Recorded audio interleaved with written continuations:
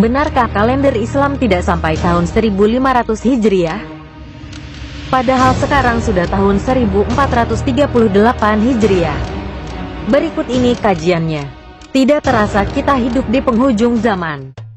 Rasulullah Shallallahu Alaihi Wasallam berkata, zaman itu dibagi 5. 1. Zaman Nubuwah. Zaman kenabian diawali dari zaman Nabi Adam alaihi salam sampai baginda Nabi Muhammad Shallallahu Alaihi Wasallam. 2. Zaman Khilafah. 1. Dipimpin sahabat-sahabat Nabi Abu Bakar, Umar, Utsman dan Ali radhiyallahu anhu. 3. Zaman Al-Mulka, kerajaan. Berakhir runtuhnya dinasti Utsmani di Turki, kalau di Indonesia Majapahit, Sriwijaya, Galuh dan sebagainya. 4. Zaman Jababirot. Zaman kebebasan maksiat di mana-mana dan kita hidup di zaman ini. Fitnah bertebaran untuk melemahkan kaum muslimin. Era fitnah terbesar akan terjadi saat Dajjal muncul. Orang-orang yang tidak cakap atau zalim menjadi penguasa, pemimpin. Jumlah umat Islam banyak tapi bagaikan buih di atas laut, sedikit yang berjihad untuk membela Islam. Zaman ini sudah terjadi dan sedang kita jalani. Astagfirullah. 5. Zaman Khilafah. 2. Zaman yang mana suasana seperti pada zaman Rasulullah Shallallahu Alaihi Wasallam. Nanti umat Islam akan dipimpin Imam Mahdi, hanya berlangsung lebih kurang 9 tahun. Pada zaman ini pula Dajjal muncul. Nabi Isa alaihi salam juga muncul, ditugaskan untuk membunuh Dajjal dan mengislamkan orang-orang kafir atau Nasoro. Para ulama hadis memprediksi tentang usia umur umat Islam. 1. Ibnu Hajar Asqalani, seorang ulama pakar hadits. Kitab beliau yang populer di Indonesia adalah Fathul Bari. Beliau berkata umur umat Islam sampai 1476 Hijriah. 2. Imam Asyuyuti, beliau mengatakan umur umat Islam sampai 1477 Hijriah. 3. Ibnu Hajar Hambali, kata beliau umur umat Islam lebih dari 1400-an namun tidak sampai 1500 Hijriah. Allahu Akbar, sekarang umur umat Islam sudah sampai pada 1437 Hijriah. Hari kiamat tidak ada yang tahu termasuk Rasulullah Shallallahu Alaihi Wasallam. Namun mengenai umur umat Islam, Rasulullah sudah memberi bocoran tidak sampai 1500 Hijriah. Kelak di akhir zaman Allah Subhanahu wa Ta'ala akan wafatkan serentak umat Islam di muka bumi dan yang tersisa hanyalah orang kafir yang akan menyaksikan hancurnya bumi, gunung, laut, langit dan seluruh alam. Baca surat Al-Qoriyah, Al-Qiyamah, Al-Waqiah. Di antara tanda kiamat kata Rasulullah Shallallahu Alaihi Wasallam akan muncul duhon, kabut hitam yang menyelimuti bumi selama 40 hari 40 malam. Lalu sahabat bertanya, ya Rasulullah, kapan itu terjadi? Kata baginda Nabi Shallallahu Alaihi Wasallam, itu terjadi apabila yang pertama kalau penyanyi wanita bermunculan di mana-mana. Yang kedua kata Rasulullah Shallallahu Alaihi Wasallam, kalau alat musik dicintai oleh umatku dan minuman keras di mana-mana. Saudaraku, tanda-tanda di atas sudah muncul semua sekarang. Mumpung masih ada waktu, mari segera benahi diri.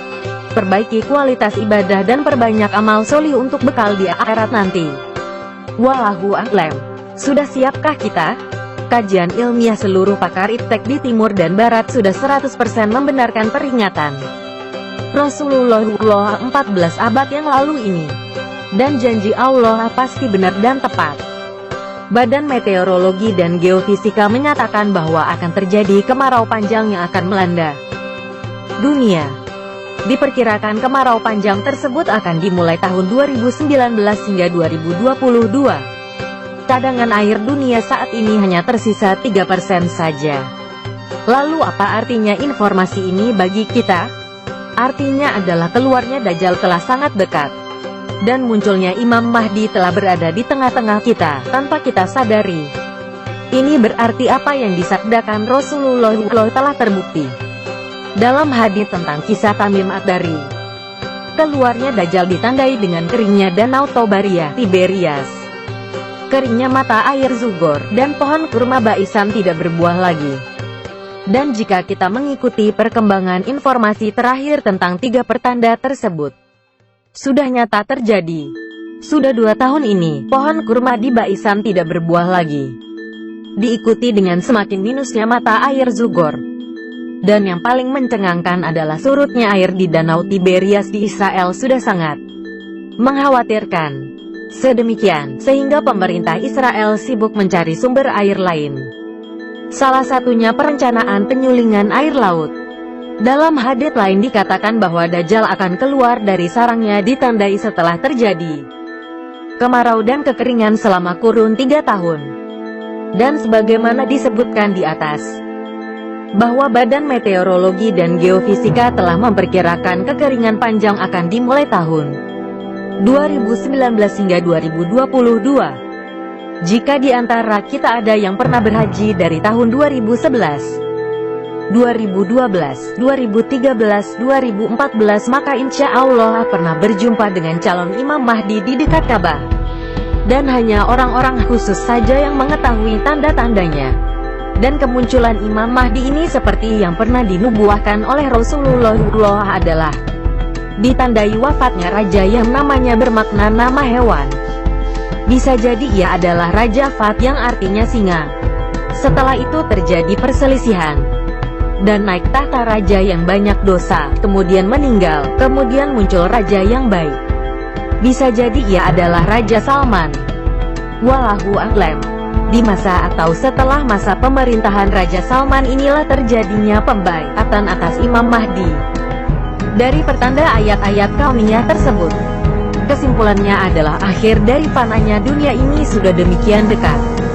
Marilah kita berbuat baik semaksimal mungkin. Dan ajaklah setiap berjumpa sesama muslim dimanapun, untuk semakin bersungguh-sungguh memperbanyak amal akhirat. Allahu Akbar. Kiamat menurut agama Islam ditandai dengan beberapa pertanda. Kita boleh baca novel sampai beribu-ribu kali, tapi baca ini hanya perlu 5 menit. 1. Kemunculan Imam Mahdi. 2. Kemunculan Dajjal. 3. Turunnya Nabi Isa alaihi salam. 4. Kemunculan Ya'juj dan Ma'juj. 5. Terbitnya matahari dari barat ke timur. 6. Pintu pengampunan akan ditutup. 7. Dabah akan keluar dari tanah dan akan menandai muslim yang sebenar-benarnya. 8. Kabut selama 40 hari akan mematikan semua orang beriman sejati sehingga mereka tidak perlu mengalami tanda-tanda kiamat lainnya. 9. Sebuah kebakaran besar akan menyebabkan kerusakan. 10. Pemusnahan, runtuhnya Ka'bah. 11. Tulisan dalam Al-Quran akan lenyap. 12. Sangka kalah akan ditiup pertama kalinya, membuat semua makhluk hidup merasa bimbang dan ketakutan. 13. Tiupan sangka kalah yang kedua kalinya akan membuat semua makhluk hidup mati, dan yang ketiga yang membuat setiap makhluk hidup bangkit kembali. Nabi Muhammad Shallallahu Alaihi Wasallam telah bersabda, barang siapa yang mengingatkan ini kepada orang lain, akan kubuatkan tempat di surga baginya pada hari penghakiman kelak. Kita boleh kirim ribuan BBM mesra promote BC yang terlalu penting, tapi bila kirim yang berkaitan dengan ibadah mesti berpikir-pikir.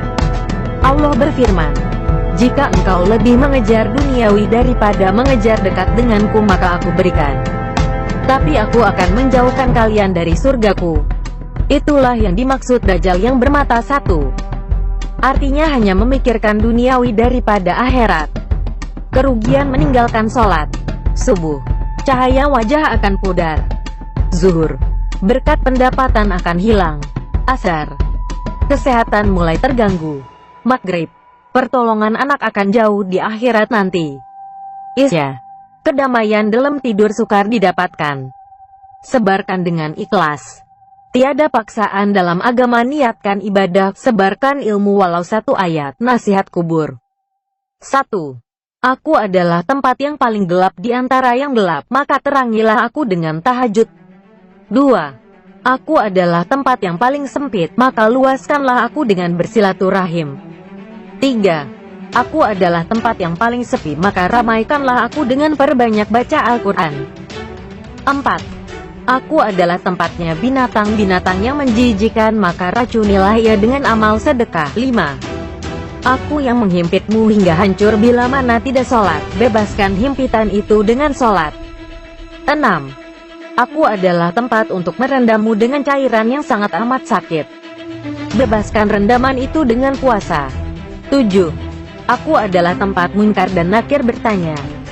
Maka persiapkanlah jawabanmu dengan perbanyak mengucapkan kalimat La ilaha illallah. Kirim video ini semampumu dan seikhlasmu kepada sesama muslim. Sampaikanlah walau hanya pada satu orang.